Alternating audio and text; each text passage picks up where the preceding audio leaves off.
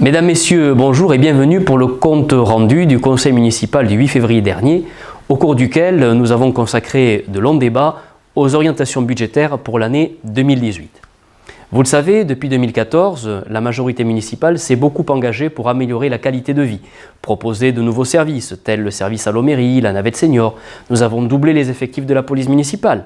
Nous avons ouvert également un groupe scolaire à Vidaillan, le groupe scolaire José Cabanis, qui, par exemple, a nécessité 15 emplois supplémentaires.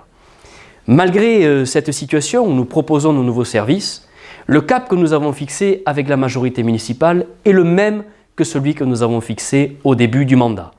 Maîtriser les dépenses de fonctionnement, ne pas augmenter les taux de la fiscalité pour pouvoir envisager l'avenir avec sérénité et permettre de faire des investissements qui préparent l'avenir de la ville.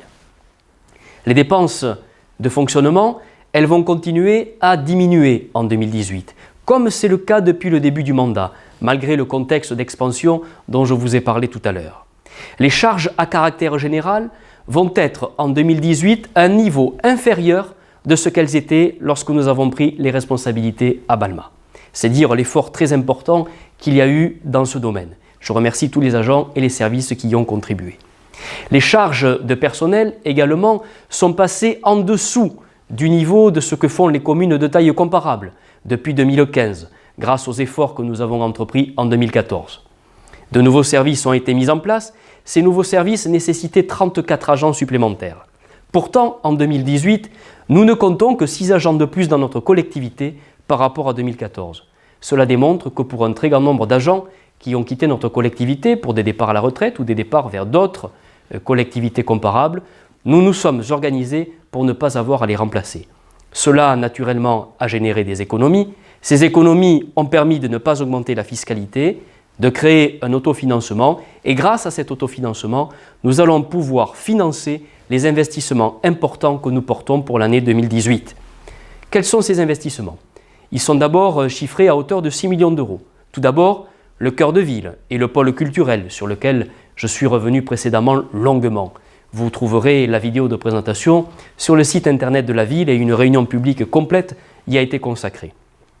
Deuxièmement, nous créerons une autorisation de programme et des crédits de paiement pour la création d'un 5e groupe scolaire dans notre commune, puisque les effectifs font que nous devons là aussi anticiper et prendre les devants. Nous déploierons en 2018 la vidéoprotection. Voilà quels sont les 3 principaux domaines dans lesquels nous investirons massivement.